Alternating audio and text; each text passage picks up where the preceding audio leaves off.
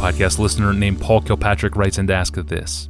Seriously, what would you do in a zombie apocalypse? Yes, Paul, very good question. We want to be prepared.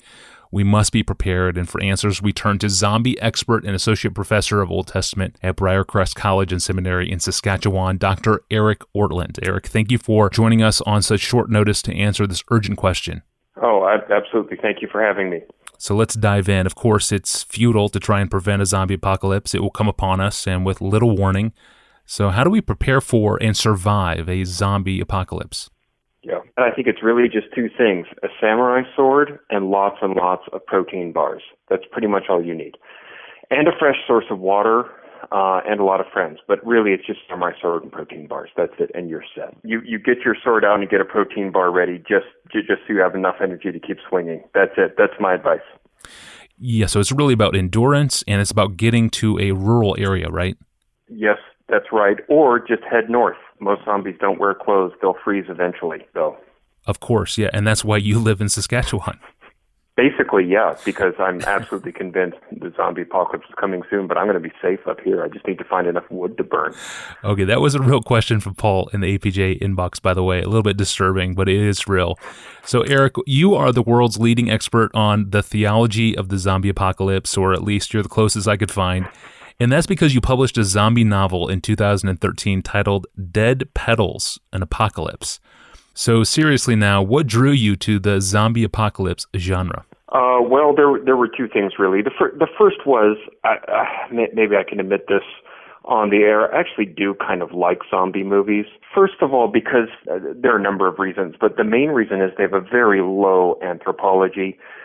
Zombie movies seem to be asking, if the normal constraints of society are pulled away, how will human beings act? And for the most part, the answer is we will be horribly selfish and monstrous to each other. So whenever I see a non-Christian, even if they're asking the question in a silly way, if they're asking a serious question and giving a thoughtful answer, I always want to pay attention to that and respect that. Having said that, I think the idea of the zombie apocalypse, even though it's just so silly and ludicrous, of course, I can't help but think of what Paul says in Ephesians 2 about us being dead in trespasses and sin. I can't help but wonder if there isn't a real insight in those movies. I have to ask, why there was a movie before the 1963 George Romero classic, but no one really remembers it. But it's been, 50 years or so, and the genre is still going strong. So why are these kinds of movies still around? How do they speak to us? And I can't help but wonder if in a zombie movie, the reader is identifying both with the monster and with the survivors. I can't help but wonder if at some level a zombie movie is an attempt to recognize what is monstrous about oneself, if they're trying to recognize themselves in the monster, and at some level trying to say, I am dead inside. I move around and I eat, but I'm dead inside. I'm not alive. I'm an endlessly hungry dead thing. And at the same time, I wonder if viewers are trying to identify with their survivors and ask, can I survive my own monstrosity? And for the most part in zombie movies, the answer is no. For the most part, they end tragically and all the human survivors die. And, something inside me really likes that. I appreciate the fact that they have such gloomy endings.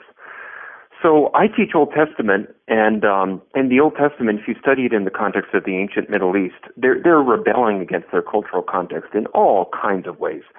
Just the fact that you can't have idol statues, that was hugely countercultural.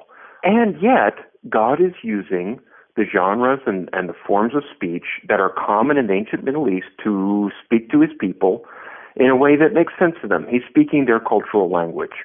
Often he is hijacking genres to say, listen, the other gods out there, they're not the real God. I'm the real God. So it got me thinking, okay, if this is a theologically significant genre, is there a way I can hijack it to talk about the real God? And then the novel started writing itself. So what would you want readers to take away from Dead Petals? It really is an apocalypse. It's about the transformation of reality. It's about the end, the absolute end of normal reality and the breaking in of a whole new reality.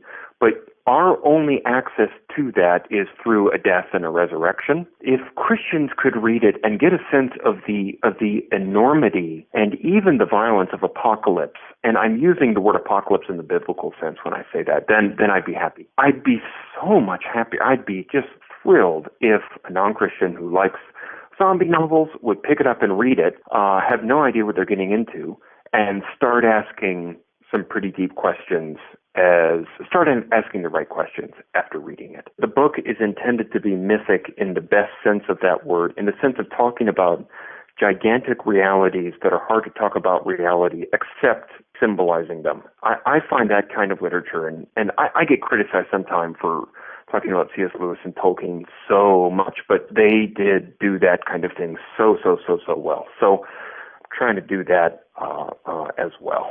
I don't suppose this needs to be said about a zombie novel, but people looking for realistic fiction, I'm going to try to be as weird as I can get away with it. So. Wonderful. That's Eric Ortlund, author of the novel Dead Petals and Apocalypse, available right now at Amazon.com, on the phone from zombie-free Safe Zone, Saskatchewan. Thank you, Eric. Thanks very much for having me.